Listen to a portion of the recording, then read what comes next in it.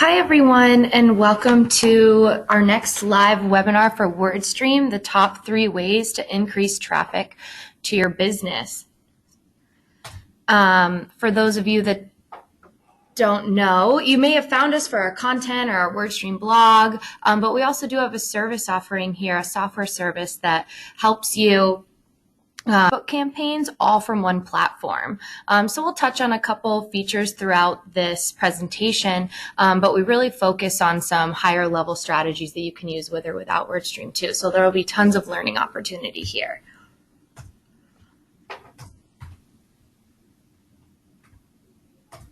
Before we jump into the content and I pass it over to my presenter, Gordon, I just wanted to cover some logistics. So this webinar is being recorded today, and you can be sure to get the recording as well as the slide deck within your inbox within the next 48 hours.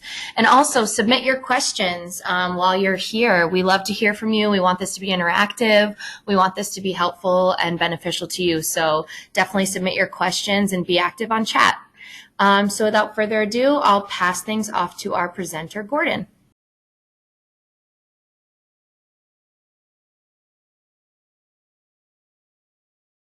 Good rule is if you're creating content that is strong content and effective, then you're naturally going to accrue links from external sources and like through your own internal linking practice. So, but I enjoy talking about this stuff. So this is just a little graph of link equity. Essentially, if you have 2 pages, you have page A and page B here.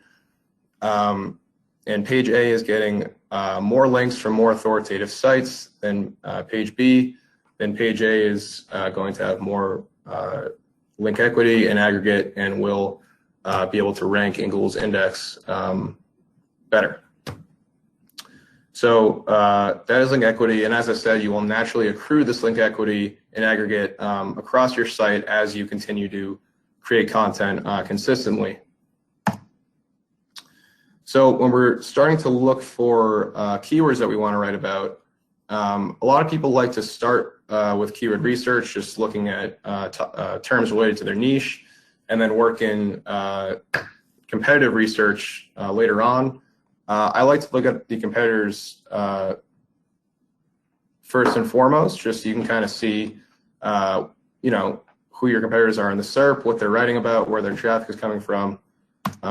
So you can go down to this competing domains in the dashboard here, and it tells you who your top 5-10 competitors are in terms of shared keyword percentage. So we're going to look at purehockey.com. Pure Hockey is another brick and mortar, but they also have e-com, and we are going to look at their top pages. You can also, for reference, look at organic keywords and sort by traffic, but we're going to look at their top pages here. So this is where the majority of Pure Hockey's traffic is coming from, and it's sorted by page views. So you can see, which keywords are generating their traffic, what their URLs are, they're generating the most traffic, and this is kind of par for the course where the majority of these pages are going to be product pages because they are close to the home page, and the most authority on a website resides by the home page. But then we're going to want to scroll through here and look and see where are some long tail keywords that are informational in nature that we can write blogs about. So I've highlighted a few here: hockey skate sizing, what is icing in hockey, hockey stick length, hockey puck. And you can see Pure Hockey has created a guide here. These are all informational pages that prospects are searching for and going to Pure Hockey's site, just trying to figure out an informational query, getting familiar with the brand, and then possibly converting later on. So we're basically just getting an idea of what's out there, what our competitors are writing about. Some other good ways of crowdsourcing keyword ideas before we start making lists. Google Suggestions is really great. And I just used hockey stick to illustrate how using a very seemingly specific term, you can iterate into a lot of ideas. So hockey stick length, hockey stick flex, hockey stick lie, these all seem like they're similar, but they're semantically very unique. So you can, these all definitely deserve their own blog posts, and people are going to be searching for these terms. Up in the top right here, we have related searches, and these come in at the bottom of the SERP if we were searching for hockey stick. And we have H1s and H2s here, and I highlight the H2s in green. H2s are essentially longer tail, and they have less volume, but you can include them within your blog posts to start ranking for those other ancillary keywords. So for instance, how to cut a hockey stick, that might be an H1. Hockey stick lie for tall players, that's going to be an H2 within hockey stick lie, which probably has more volume.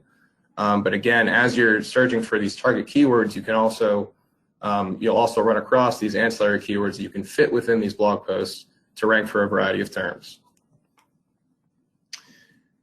And the final method here is Suval, which is a really awesome tool. It essentially aggregates all of these search engines, and you search for your term, hockey stick, and it shows you, you can mix and match which search engines you want to look at.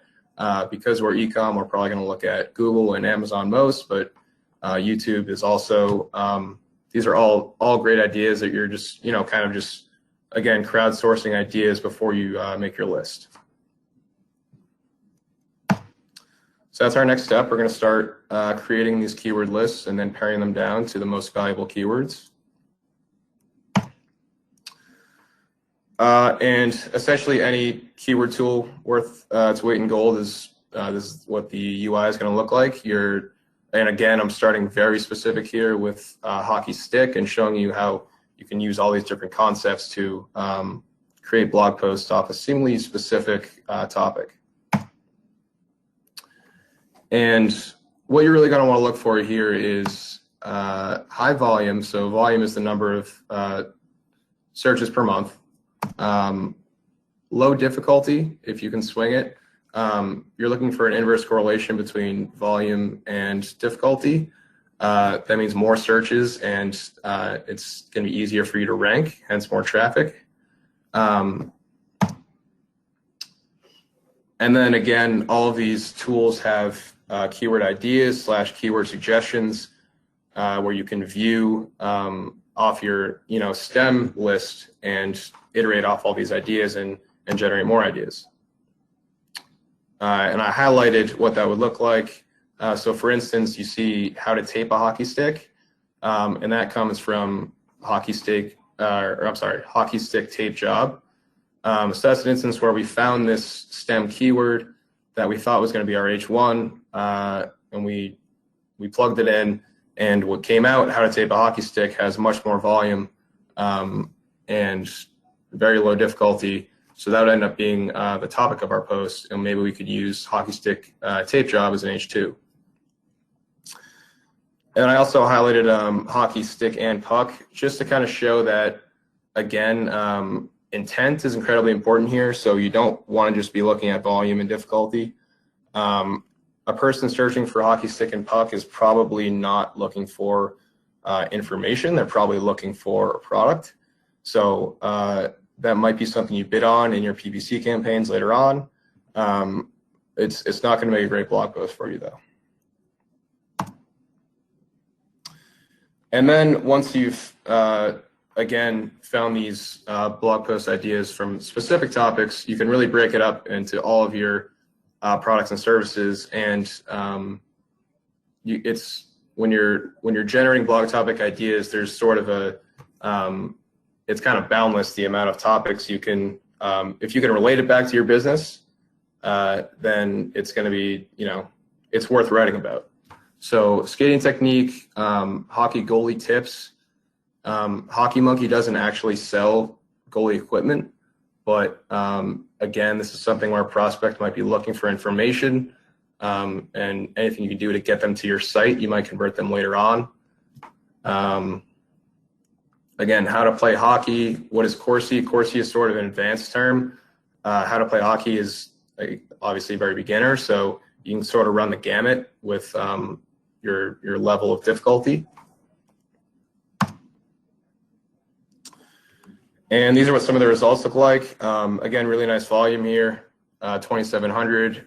I'd say anything, as a general rule of thumb, anything above 100 is worth writing about. And 2,700 is very solid. Hockey rink dimensions, 1,900. What is offsides in hockey? I gave that a green arrow because that's going to be a nice H2 to fit in hockey offsides right above it. Slightly less volume, but still very good. And then I highlighted best roller hockey skates and best inline hockey skates because, again, Hockey Monkey doesn't sell roller hockey gear, but having the ability to write these informational blogs and just get prospects to your website, you're probably dealing with a similar audience of people who like roller hockey and people who like ice hockey. So step number 3, write. So these are sort of some best practices in terms of on-page SEO to make your blog post crawlable and rankable. I'll try to go through these as quickly as possible. Basically, these are the areas that Google looks for optimization when determining the order in which to rank their pages. So title tags, you want to be between 50 and 60 characters and contain your target keyword. So if your keyword is what is offsides, you want that to come at the beginning of the title. If possible. Moz's title tool is a really great tool. You can type your title in and see if it's going to be cut off by ellipses, which if that happens, you're cutting off valuable keywords. So you want to make sure that your title is within that 50 to 60 limit parameter. Meta descriptions should be between 135 and 150 characters. This kind of varies, but no longer than 2 to 3 sentences here. 2 to 3 sentences and keep your target keyword at the beginning of the description. URLs, keep them as short and clean as possible, contain the target keyword, reflect a clear page hierarchy on your site. So hockeymonkey.com/blog/what-is-offsides. H1, H2, as we talked about, again, you want to use the target keyword in the H1s, the ancillary keywords in the H2s. And make sure you're only using one H1 within your blog post, very important. Images and videos, certainly images decrease bounce rate and improve time on site, which are both ranking factors. Just make sure you're not compromising your page speed. And to keep your pages fast, make sure your images are compressed. Try not to have too many ads that are slowing down function. Page speed insights is a great tool to use if you're worried about your page speed performance. Alt text, this is the text that goes within images and it helps images rank on search. So very important. Make sure your target keywords and ancillary keywords are in those. And then the content itself, you want to make sure your target keyword is appearing in the first 150 to 200 words. And you want to use all of your keywords throughout, but not overly so. You don't want to be keyword stuffing because then you'll get penalized. And then length, a lot of people are sort of curious, like, I don't know if I want to spend time writing a 1,000-word, 1,500-word blog post. Seems like a lot of work. To avoid thin content, you really just have to make sure your blogs are longer than the other listings on page 1. So SEMrush is a really great tool for this called SEO Writing Assistant. It links right into Google Sheets, or I'm sorry, Google Docs. And you can type in your target keyword before you start writing, and it gives you sort of a target number to try to achieve. So you might be asking yourself, how often am I supposed to be producing this content? Companies that publish 16 plus blog posts per month get almost 3.5 times more traffic than those that published 0 to 4 posts per month, and this from HubSpot. Obviously, you can see your traffic is going to increase exponentially as you write more, and obviously 16 posts that might be hard to produce, but as I'll show on this next slide, it is not that expensive, and if you can get someone to continue to pump out this work for you. It's just passive traffic that's going to be coming to your site. So outsource it. This is what I would recommend. There are a number of platforms you can do this on. Upwork, Fiverr, TopTool, Freelancer.com. As a person who has done work on Upwork before, I can tell you there are a lot of freelancers on there that are doing jobs that they would make more from if they had gotten it from outside the platform. So, and the reason is because there are so many jobs on Upwork that it's kind of the trade-off. Like there's so much work there that you're going to be making a little bit less per job. So you can really, you can hire someone to write a pretty solid post for $50, $100 per post. And again, this is all money that's going to come back to you tenfold in the long run if you continue churning out content.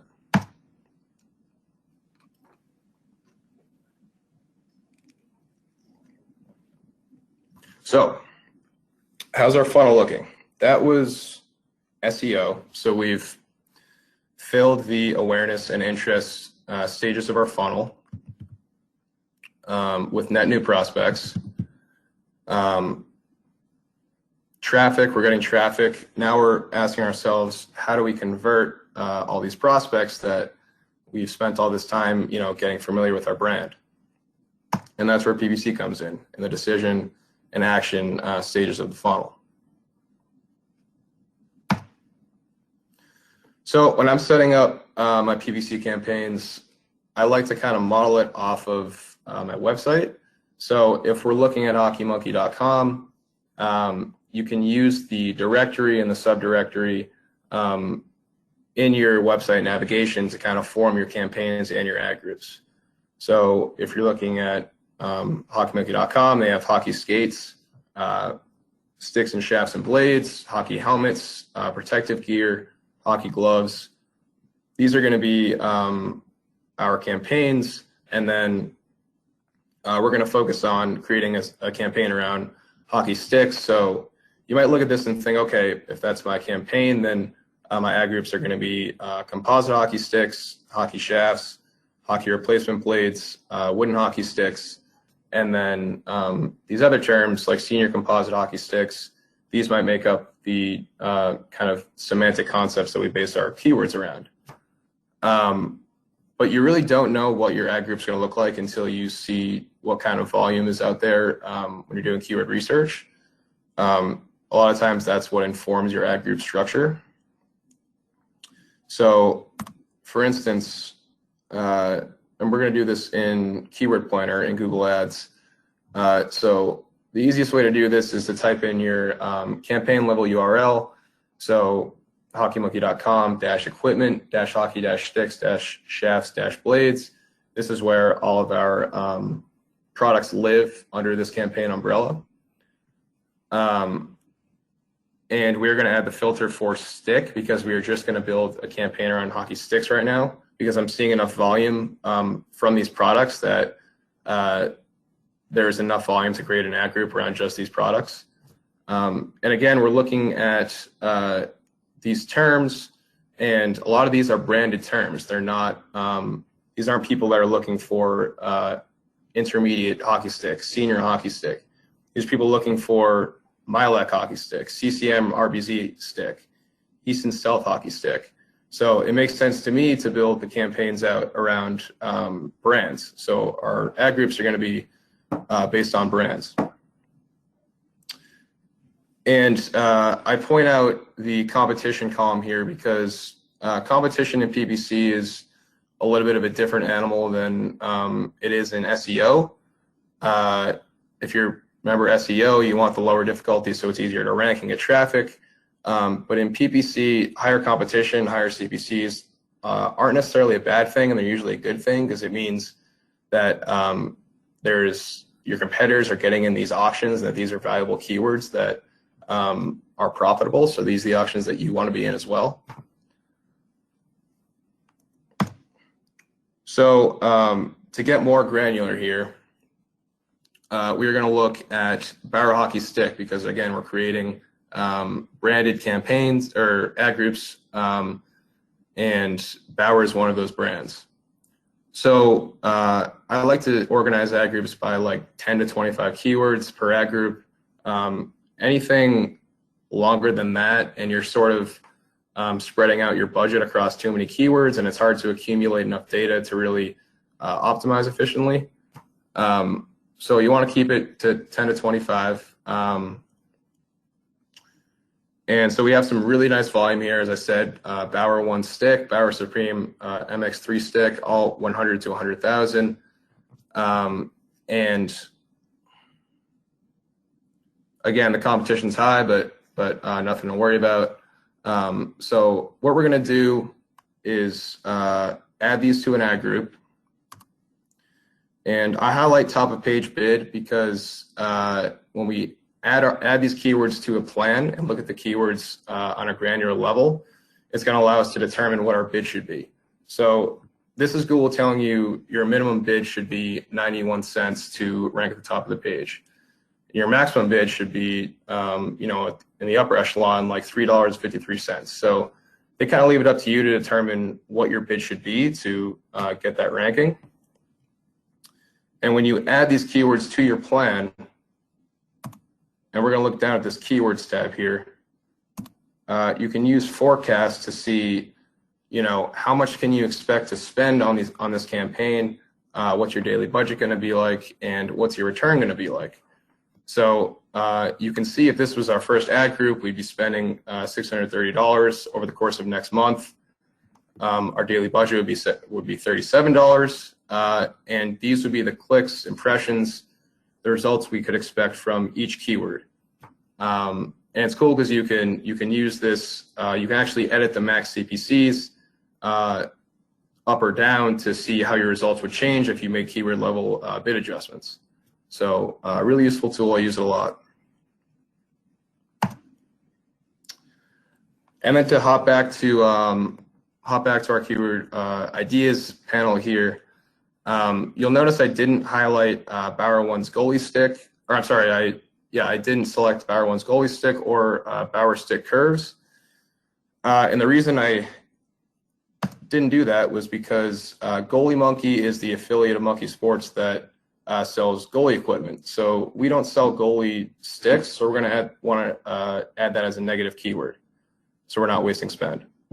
And then you look at Bauer stick curves. That to me, that has informational intent, so that's not going to be a keyword that we want to bid on.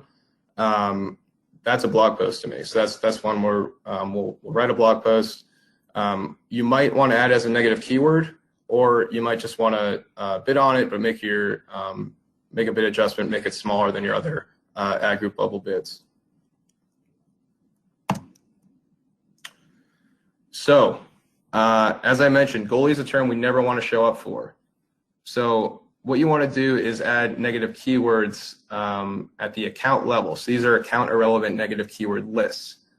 And these are keywords that you never want to show up for. So goalie, field hockey, knee hockey, as much as I love knee hockey, mini hockey, things like that, inline roller skates.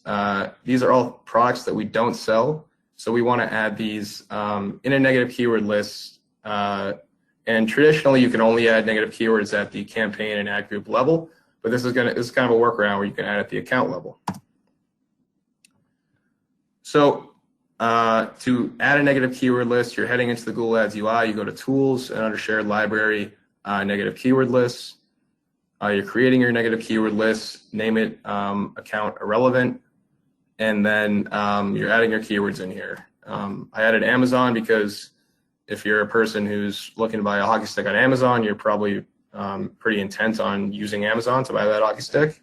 Also added free because we don't sell free products.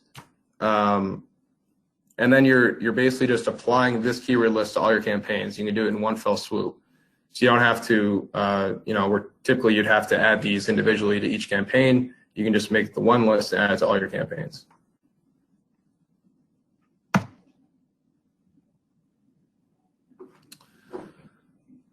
So traffic sculpting is sort of the it's adding negatives at the ad group level. So we just added them at the campaign level. And it has a few distinct benefits. The first is that you're applying the right bid to the right search term. The second is that you're getting the most relevant ad copy for that search term. And the third is that you're sending prospects to the right landing pages. So to kind of illustrate this, we have two ad groups here, Warrior Sticks and Bower Sticks. We're bidding more heavily on Warrior Sticks because these are the products that we've seen more value from over time. And within each ad group, we have ads correlating to those ad groups. So Warrior-centric ad for the Warrior ad group, and that goes to a product page with Warrior Sticks. And the same with the Bower page, or with the Bower ad group. The prospect here is searching for Warrior hockey sticks for sale. So intuitively, you'd think that prospect would be served an ad in your Warrior ad group. But Google doesn't really discern, like because your Bower hockey sticks is a broad match keyword, and that's semantically similar to Warrior hockey sticks for sale, that prospect could very well get served an ad in your Bower Sticks ad group. And Google doesn't care because they're making money either way, they're serving an ad. So in order to make sure that your prospect is heading to your, there's going to be served a Warrior ad, you want to add an ad group level negative keyword for Warrior. And this will make sure, again, that all future prospects who are searching for Warrior-centric terms are served Warrior-centric ads.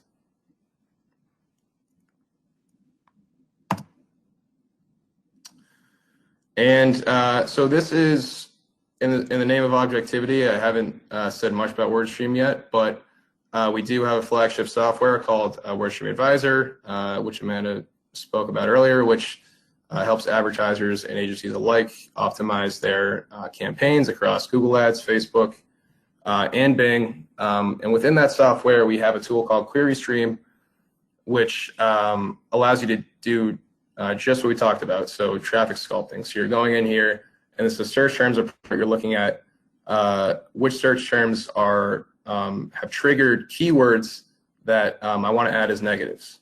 So where am I losing spend? Are there keywords that should be in certain ad groups that are in the wrong ad groups right now?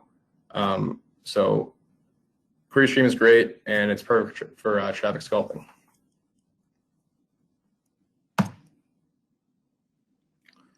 So we talked a little bit about using competitive research to find keyword ideas in organic. And now I just want to talk quickly about using it to find keywords in paid campaigns.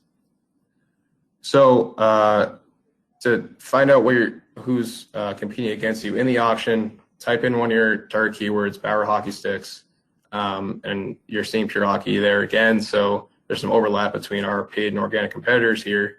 And we're going to go back in the Ahrefs dashboard and go to the PPC keywords tab. And this is going to show us sort of like the organic report, all of Pure Hockey's paid traffic, the terms that they're coming from, the percentage of traffic that they're earning from those terms, and what their average CPCs are. And most importantly, you can actually look within this one UI at their ad copy, which is a great way to generate ideas for your own ads. It's a great way to generate ideas for keywords that you want to bid on, landing page ideas. So again, this is just using that competitive research to kind of generate your own topics.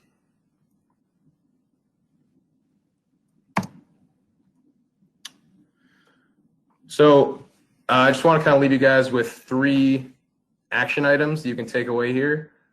The first one is, if you can, start churning out content regularly. We talked about, how it's not as arduous as it seems to create and maintain one of these content plans. As long as you have the resources to find the keywords and generate the topics, you can outsource the actual work to on the cheap, and you can just have this sort of content machine rolling as you're dealing with other aspects of your business or other aspects of your marketing. Number two, think holistically at every step of the keyword research process. So we showed how if you're doing keyword research in SEO, this is one of the advantages of thinking about both at the same time, as you might see a keyword, okay, I don't want to write a blog about that, but that's definitely a keyword that has commercial intent. I want to bid on that, get in the auction and convert on that keyword. And same with SEO, you might find a keyword that is really great information, and it's relatable to your products and services, and it's going to make a great blog post. And number three, don't think you have to do it all from scratch. Steal it from your competitors. So use that competitor keyword research to look and see what keywords they're using, where their traffic is coming from, in organic and paid. And you can use these for ad ideas, keyword ideas, all sorts of things.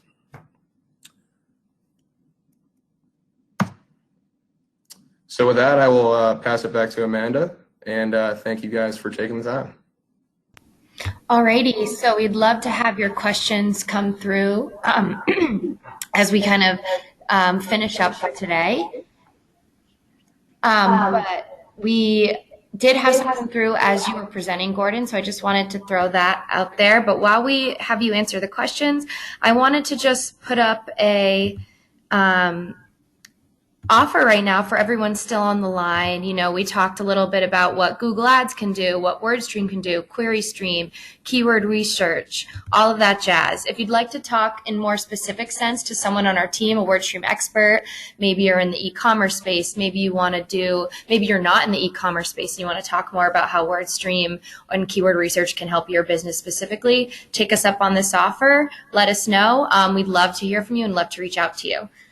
So one of the questions we did have was about, you know, why does it take so long to build website credibility? Great question. As I said, like the blog, WordStream's blog is one of our biggest generators of SQLs, but I think the blog's been around since like 2009, so this is something that really takes a lot of time. And the reason is because your website, when you first create it, is coming in with like literally no equity. So it just takes a while to sort of naturally accrue these links from other reputable sites, which if you have a good product is definitely going to help that process. But the biggest thing you can do is to be creating content consistently, quality content, and you know, using like healthy internal linking strategies. And this is like before you do any sort of link building or other SEO strategies. Just putting out content is like a super helpful first step. And it definitely does take a while, but as I said, like you're making the investment early on to reap the benefits in the long run.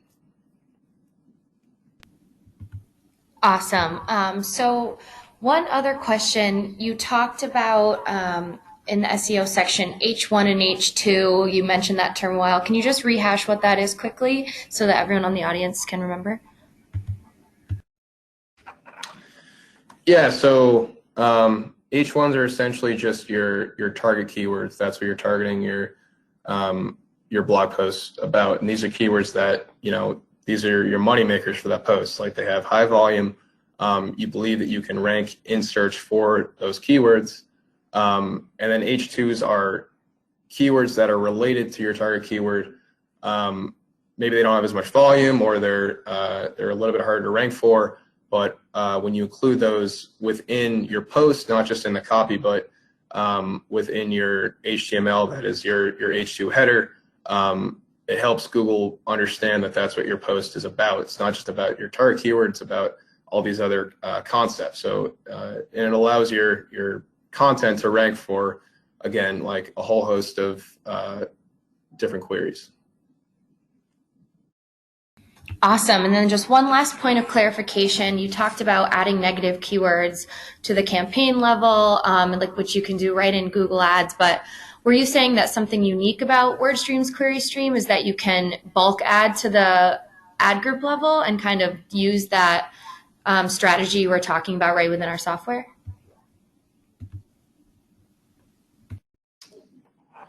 Yeah, it's extremely easy within QueryStream.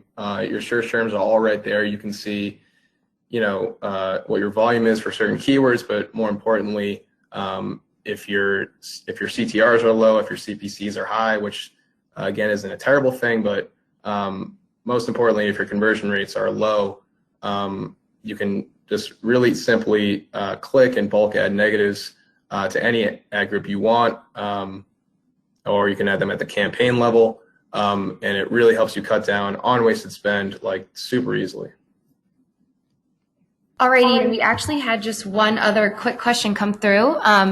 Is using competitor brand names as keywords a smart thing to do, or is there any other better way to kind of handle the competitive landscape?